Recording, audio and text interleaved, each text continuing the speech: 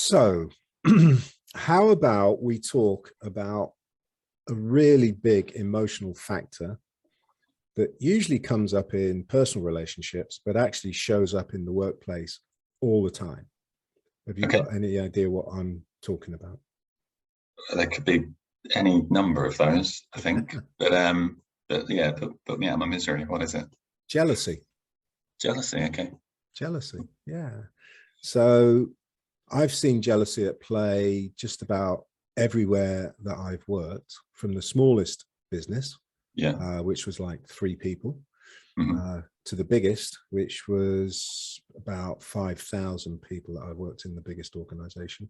Hmm. And I've seen it at play at all levels, from the almost like the lowest level to the highest level. Yeah. So it just sort of struck me that there's been a couple of triggers for it to come to mind. Obviously, it didn't just Yeah. sort Of of, course. Yeah. yeah, uh, come like spontaneously. So I thought we Okay. might talk about jealousy. So Cool. have you ever experienced jealousy, either personally or witnessed it in any place that you've worked? Yeah, I've seen it. I've seen it. What's interesting, I think, is I've seen it on an individual level and a group level as well, Hmm. which is quite interesting. I've seen it kind of infiltrate and shape the culture of a team Hmm. in relation to other teams within the same business. Um, it can be quite a toxic emotion in a Yeah, group environment because it kind of feeds off itself yeah. The only within thing that. I'd change from what you just said is I'd just take the word "quite" out. I think Yeah, but it is a toxic. Yeah, it's toxic. I don't think yeah, it can be anything else. So yeah. when you saw that happen, what did you start to see happening within that team? Because I've got some examples like personal jealousies, which I'll give in a minute. But what did Well, you see happening? yeah, just alienation. They alienate themselves. It didn't create a very good environment for anyone, but they all seem to feed off of that negative environment. It's almost like the brain switched over to a different sort of fuel system. Like we talk about keto Yeah. diet and things like that, where you're switching between carbohydrates and Hmm. and fat as a fuel system. And I think sometimes motivation can be the same in terms of Yeah, positive and absolutely. negative. And Yeah, definitely. they were motivated in a different way. Hmm. There's a bit of that sort of ladder of inference going on where they're looking for more things to be Yeah, jealous of to support their view of the world or yeah, other parts of the business. yeah. And of course, Well, the that's more that also goes on, that's also known as confirmation bias as well, isn't it? yeah, So yeah, exactly, there's yeah, been a lot of work done around that. In the behavioral economics front, yeah, people like Daniel Kahneman was, I think, the first person to really sort of identify that idea that we look to confirm, or the only things that we see are the things that confirm what we believe. yeah, So yeah. And of course, jealousy, that is a really downward vicious spiral, when that happens. But massively, one of the things that I've seen when jealousy does take hold is you get a bit of a false camaraderie going on. So I don't know mm, whether you've experienced that. It's like on the surface, everyone's, oh yeah, lovey, lovey. yeah, yeah, Um, but like you scratch millimeter deep, and yeah, yeah, underneath it, there's seething jealousies that people don't talk about for yeah, whatever reason. And that's where the destructive part comes. yeah, no, absolutely, yeah. And as I say, on a group level, it becomes more and more alienating. The people within it can't actually see Mm. it. Then you start to get a bit of victim mentality creep Hmm. in, which is what we were talking about last time. And I think that plays on the Yeah. individual front as well. Why is this happening to me? Hmm. Um, and so yeah, I think there's a very thin skin of camaraderie, or just hiding Yeah. Yeah. that that jealousy, and then it seeps out when they let their guard drop. And would you say, from the things that you've experienced, that like there's a difference in the type of jealousy that you get in a personal relationship and the type of jealousy you see in the workplace? Because for me, I think there's a bit of a sort of subtle difference, but I don't know what you Yeah, I think. guess so. I guess so. In terms of on a relationship front, yeah, I guess so. Yeah, it tends to be more around status, doesn't it? Within Status is a big one. Yeah. the business side of things, and Money. money.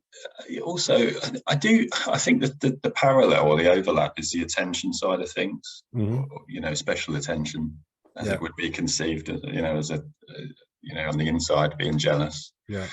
I Um, mean, that in the workplace, I think what you're talking about there is favoritism.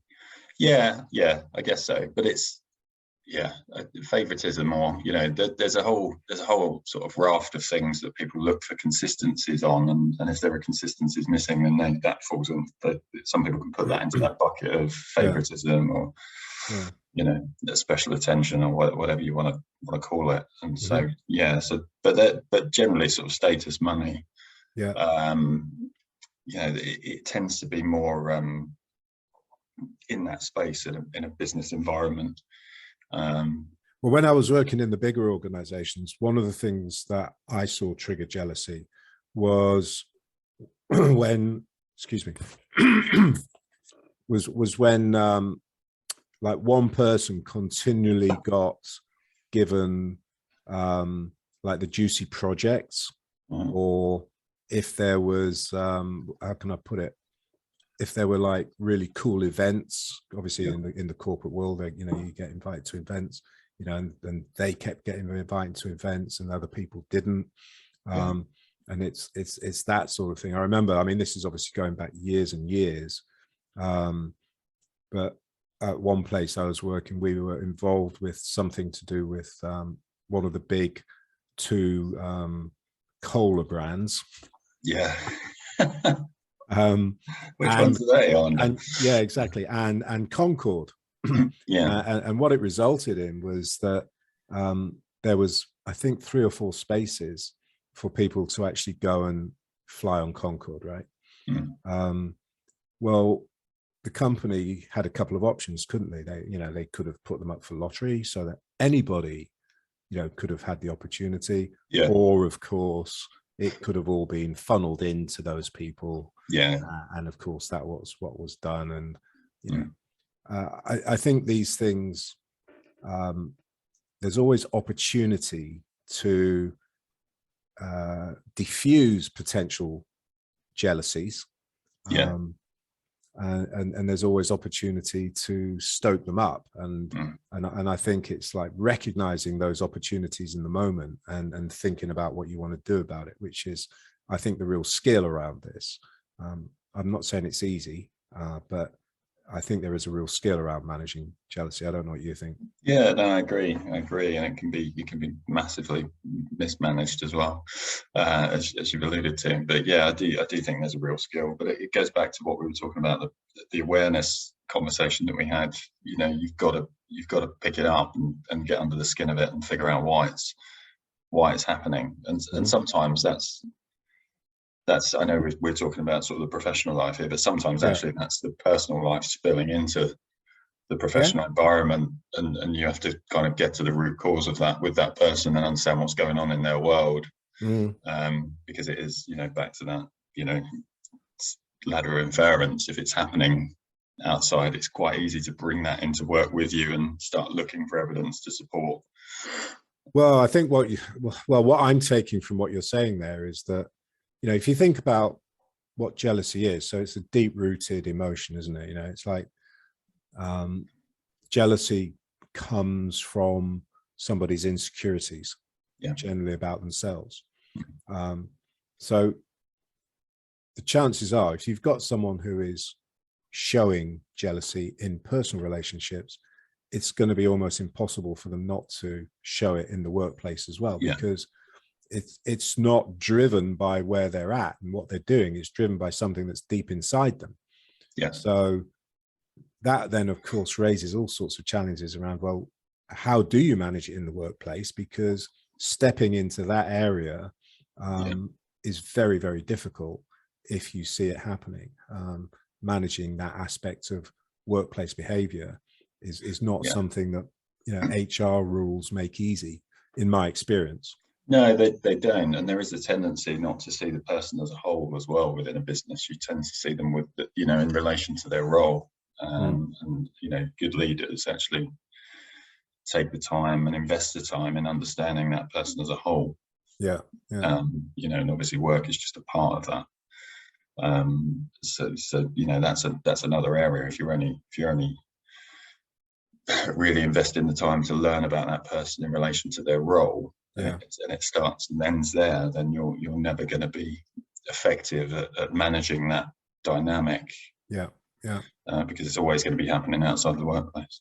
Yeah, I mean, I had a situation literally within the last few weeks of somebody with a client I was working with, and this client made a promotion, and so when there's a promotion, obviously only one person can get it. Yeah. They had a couple of people who were going for it. The person who didn't get it got very jealous about the person who did get it, which is when the management issues came up, because then, you know, there are question marks about whether the people involved actually handled that situation very well. But you know, the jealousy, instead of it being what's the word, quenched and you know, the fires being put out, it wasn't that they were stoked, but nothing was really done to do that, so they didn't go away, and ultimately the person involved decided to leave. And this was a person who just a few months earlier had been gung-ho, was absolutely dedicated to the business, was looking to be developed, you know, wanted to take on more responsibility, and it all happened in the space of about 6 weeks. You know, so you this whole jealousy thing actually cost the company because they didn't handle it very well. You know, potentially a really good employee, and so I think this is the real cost when jealousy and those types of emotions the skills aren't within the business to manage those situations. You tend to lose good people. Yeah, you do. Yeah, and I mean, I experienced that at a very early age. I think I've told you before, when I was young, and I took time out and I kind of had my head on my backside. You know, having spent a long time as an art student and worked in a factory for a few years, and I inherited an assembly shop of about 20 people that had been there. You know, that was kind of their first job. You know, and some of them were quite old, and you know, I was a young, you know, early 20s. You know, having to manage and be in charge of about 20 people that were at least double my age. And predominantly women as well. And there was a clear jealousy, or you know, around performance related pay in relation to one person in that assembly shop. And the view from the outside was, she's got an easy job. You know, she sits there and she can completely destroy her targets because she's sitting there on her own, and we're part of a team, and you know, our job's harder. And sort of stepping into that dynamic without knowing the history of what had gone on beforehand, you know, you kind of, I had to then experiment a bit and introduce sort of rotation of jobs, so they all knew each other's jobs. And as it happened, that person was just very skilled in the assembly space. She would pick up processes very quickly. Coordination was fantastic, and you know, you stuck her on a team anywhere in that team, and she would be sitting there saying, I'm ahead of everyone else, or I'm waiting on this person to catch up, or whatever it is. And it was very difficult to manage, you know, being an inexperienced 20-something, you know, with people that had, you know, I guess unattended views or unaddressed views of that person that had been allowed to fester for years. And then suddenly I've come in and tried to change it all up again. But I think that's a really interesting aspect of jealousy, because what you're talking about there is actually jealousy of ability and jealousy of skill. And you see that so much where people, because they don't want to put the effort in themselves to develop themselves, to build their skills, they then get jealous of what other people achieve because they do develop their skills. And they do invest that time, and maybe it might even be in some cases money for training. I mean, Yeah. you know, excuse me. And of course, some people have a natural tendency to have skills in some areas, and other people don't. And but yeah, I think that's a really interesting area, and I remember that a similar situation happening for me. I was in the newspaper business. I was managing a big team, and there was and in the sales, advertising sales, there were some people who just had that ability to sort of get through to clients, or get talking to people when they were out, and go into a shop or go into a business somewhere, and they just had that ability, and of course, because they had that ability, they would then meet their targets, and then you'd have the other salespeople who would not meet their targets, and of course that fed into bonuses and commissions and all that sort of stuff, and jealousies abounded in that area, and consequence of some of those jealousies abounding in that area, because it was a bigger organization, was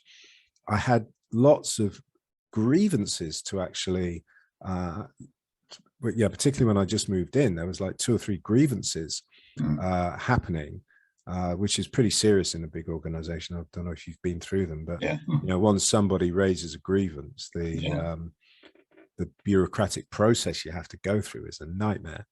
And these grievances, really, when you looked at it, the root cause of them were petty jealousies, which, because they couldn't be managed or discussed or brought out into the open, they then manifested as these sort of the only mechanism that the people involved who were taking out the grievance had, the only resource they had was to resort to this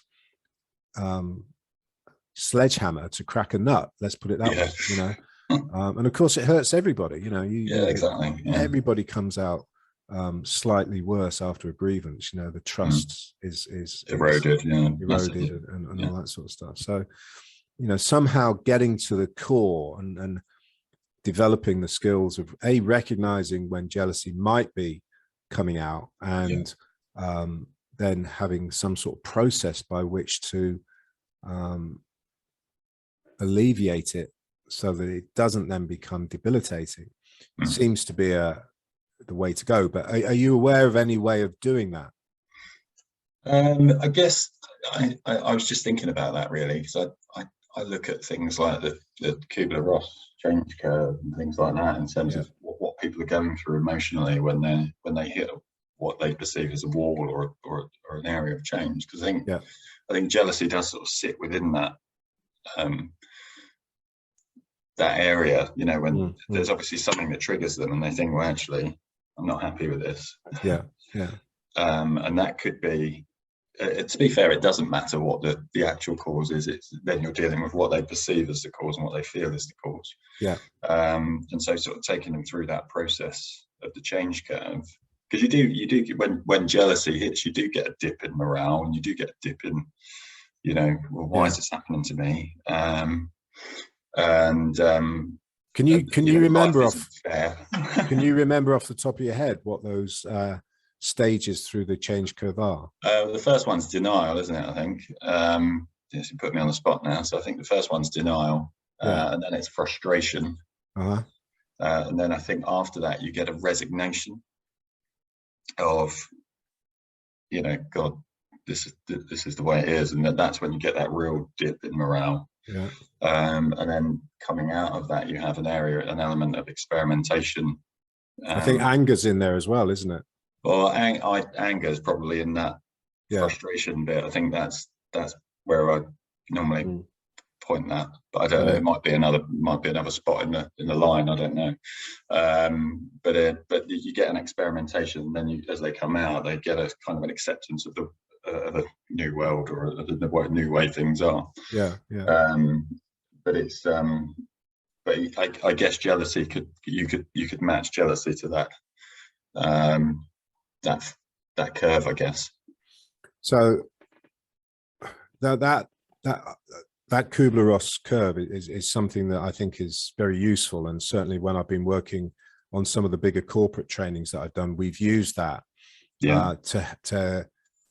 to give managers a sort of framework of understanding, to know and have some sort of sense of that psychological journey that people go through once they've been triggered about, you know, whatever it be. And it can be anything. So, you know, it could be, let's say there's a big change going on in the organization, and it means someone's job is being changed or their job title is being changed. And this happens very frequently nowadays. You know, I mean, before you could be in a stable job for quite a long time, but you know, now the chances are that that's not going to be the case. If you've done a job for like a couple of years, the chances are there's going to be some sort of change to that job imminently, because technology is driving it. And people, the old maxim that people don't like change, I think is well, it's proven to be wrong, because it's like we change all the time, but it's like what people don't like is being forced to change when the change isn't being driven by them. And so people can get into that Kubler-Ross dip, or as Virginia satire called it, the pit of despair. Absolutely. Thing. And because it's they get this sense of lack of control, and that's when they can then very easily fall into the victim mentality, which you were talking about earlier. And of course, if they then see other people not going through it and not having to go through the same changes as them, that's when jealousy can kick in, because it's like, well, why? So jealousy and the victim mindset, I think you absolutely were spot on when you sort of connected those two things. It's like, why is this happening to me and not them? Not them. Yeah, exactly. It's like a hair's breadth away from, you know, jealousy and victimhood. They're literally separated by a hair. And that's where I think you're spot on with the Kubler-Ross curve. So definitely worth looking that up, just to understand the psychological journey that people go through. Because if you can put yourself in someone else's shoes, it puts you in much better shape to actually try and help and support them and break through the challenge. And counter the challenges that they're going through. You know, it makes it better. I mean, I'm a big advocate of the Kubler-Ross change curve anyway, and there's lots of variations on the thing. Personal transition curve is quite an interesting one, because it covers off the different destinations that you can reach. You know, coming off that curve. I mean, the curve is essentially the same, but it's got, you know, various sort of paths that lead off of that go to, you know, negative destinations. But once you know what stage they're at in that in that curve, you can then identify how best to support them and get them through it, and reduce that dip, you know, so they're not at rock bottom. And of course I refer to Virginia satire, so she's got her own version of the curve, which is called the satire curve, and it looks exactly the same. And that's, so yeah, you can look up these things. There's lots and lots of stuff online around it. So but I think one of the interesting things for me is like how either business owners or managers within a more corporate type environment are usually so ill-equipped to actually handle that emotional journey. So again, I'm just going to ask, is that something that's, you would say, is your experience as well, or would you say? I think so. I think you know, it depends on the manager and the leader, but I think what I've seen in the past is you know, these underlying issues can get trivialized because there's a lack of empathy from the leader or manager. And you know, one of the things, I know it's a glib statement, you know, it's all relative, but it's so accurate, particularly in these sorts of things, because we have a tendency to amplify things, and you know these jealousy, as you say, in a smaller business is can be much more amplified and damaging. Absolutely. As a result, but we do have a tendency, or I've seen managers that trivialized these things, which of course doesn't help anyone, and it just adds fuel to the fire. Could I just add something at that point, because I've seen the same thing, and the way I've seen it trivialized is people refer to it as childish behavior. Yeah. And I think that is just not helpful, because then the person that is sort of being deemed to be childish just goes into complete defensive mode, Yeah, and exactly. like, you know, shuts up shop, and they become very, very difficult to talk to at all at that point. Yeah, and I've seen the expression "man up" used quite a lot in those scenarios as well. You just got to man up and get on with it. Yeah, and no interest in understanding or supporting. Just man up and get on with it. Because I basically what that says is it's trivial, and I'm too busy or too important to be interested. But is there something in that though? Is there something in that? I mean, what's the boundary between the responsibility of a business to and a bit, you know, and the leaders of a business to help people? So, and where's the boundary between personal responsibility and employer responsibility? Because I think that's an interesting point. Well, I do think it sits with the individual to address. I think I just think popular expressions now like "man up" just aren't particularly helpful with people who you know are experiencing those sorts of challenges. But absolutely, it sits with the individual. I think sometimes the individual doesn't always see what the issue is and and understand where it's coming from. You know, you use that expression. You know, you can't see the picture when you're in the frame. Yeah. And I do think that applies in certain instances with things like jealousy and this kind of the impact that it can have on motivation and so, you know, you do need to. I think it's in the business's best interest to support, and identify. I think the delivery of that is where businesses often get it wrong. You know, they go in too heavy or they're too flippant around, you know, the cause. And of course, that could be the most important thing that's going on in that individual's life, and hence the relative comment earlier. Yeah, I think for me, it's tied in with this whole the whole issue of how do you recruit, maintain, nurture, and build a good team of people. And a team of people that wants to work together is, you know, going to work with you on the on that journey that you're taking either your team on if you're, you know, managing a team, or your business if you're managing a business. And there are going to be dynamics. You know, there's going to be times when things are going well, and you know, my dad used to have a really good saying. I sometimes forget. Yeah, sometimes it's easy to dismiss those old dad sayings, you know. But he always used to say that anybody can manage a business when the times are good. You know, the real test is how do you manage things when things are bad. And that's not just about business. That can be like if you're a team leader, it's like, you know, your test as a team leader is not when things are good.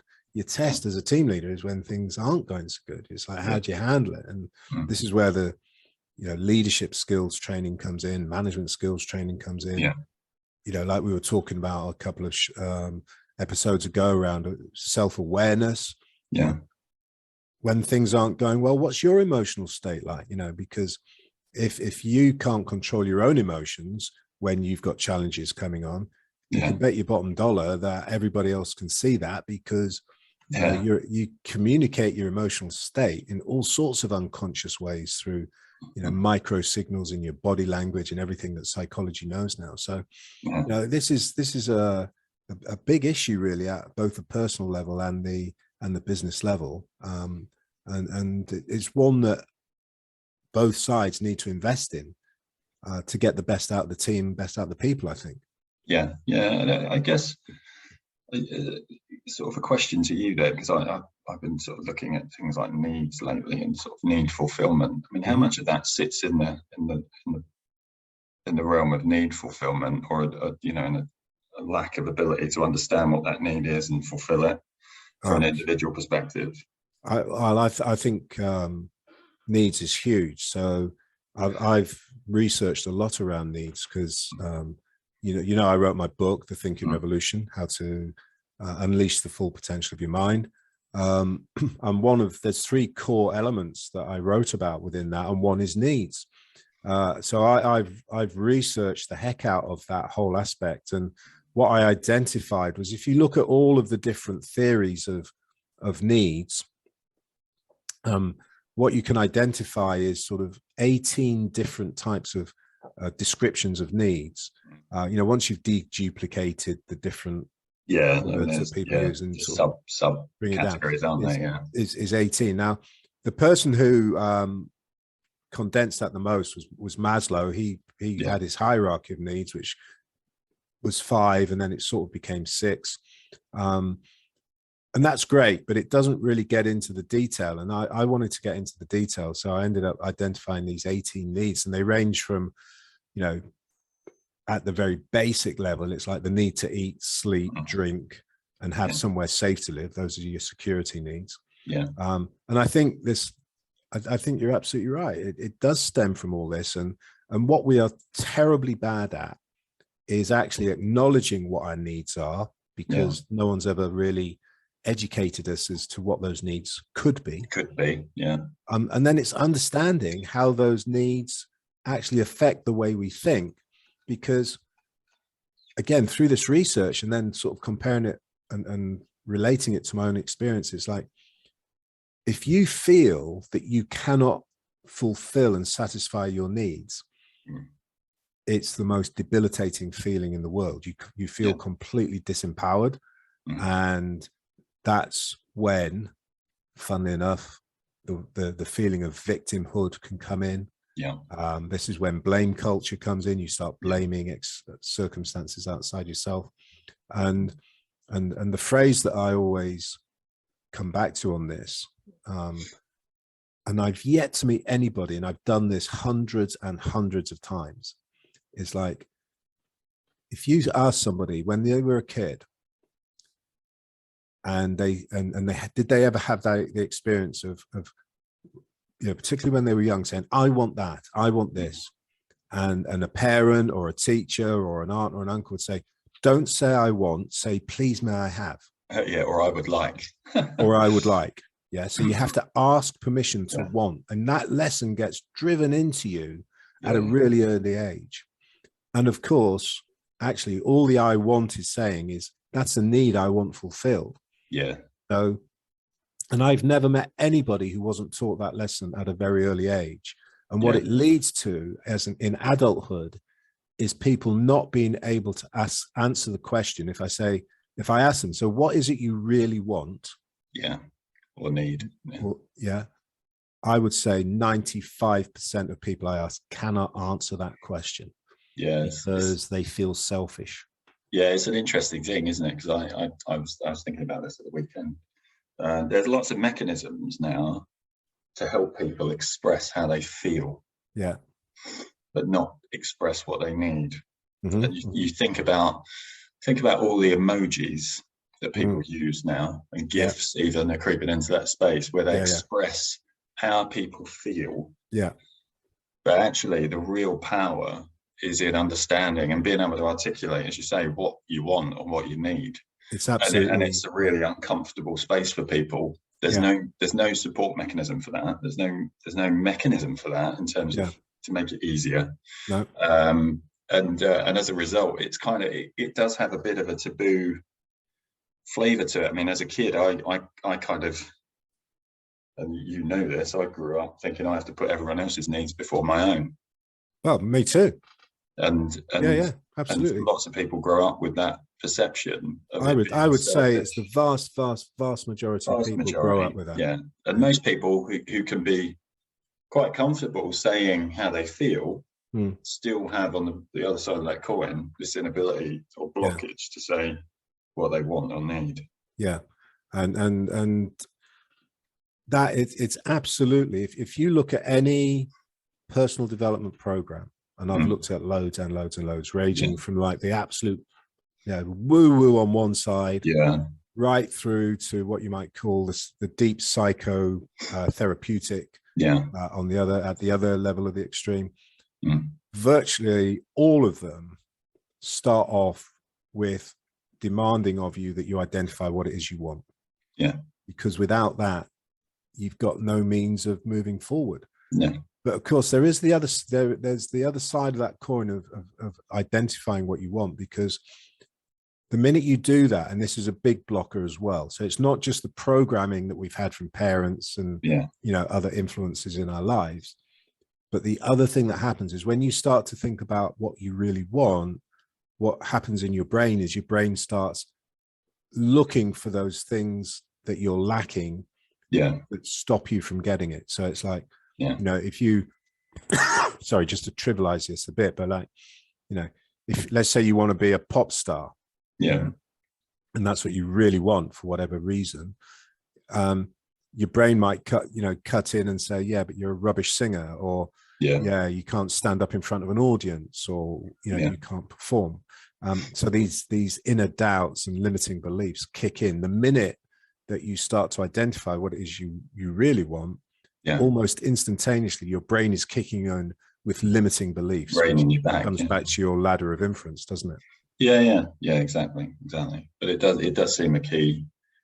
And from my perspective, and I've always encouraged this, you know, with businesses that I've worked with, is, you know, with those 18 needs, have outlets, clear outlets for people to satisfy them within the business, whether that's within the business or pointing them in the direction of, because they're the walls and the stumbling blocks that people hit, and they can't always diagnose and understand why. And of course, if they can't get that need satisfied, they'll find another way of doing it, and they can be satisfied either positively or negatively, can't they?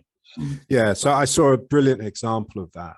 There's a company called Mindvalley, and one of the things that they do at their HQ, I think they're centered in Singapore, I think, or somewhere out there anyway, I think.